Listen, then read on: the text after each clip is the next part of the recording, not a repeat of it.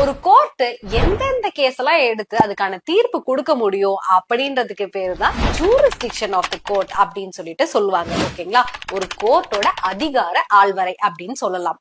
இதே நீங்க கோர்ட்டு திரும்பி உங்களை பார்த்து நீ யாரு கோர்ட்டு முன்னாடி வரத்துக்கு உனக்கு என்ன உரிமை இருக்கு அப்படின்னு கேட்டாங்கன்னா அதுக்கு பேருதான் லோக்கஸ் ஸ்டாண்டி. ஓகேங்களா, சோ இப்ப எனக்கு வயிற்று வலினா நான் தான் டாக்டர் கிட்ட போயிட்டு மருந்து வாங்கிக்கணும். சோ மத்தவனுக்கு வயிற்று வலினா நான் போக முடியுமா?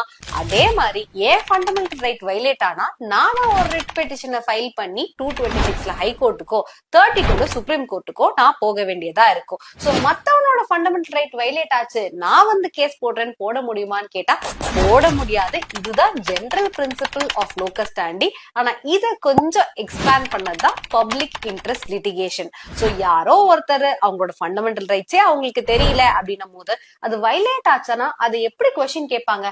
நான் வந்து அவங்களுக்காக கேக்குறேன் அப்படின்னு போடுறதுக்கு பேரு தான் பில்.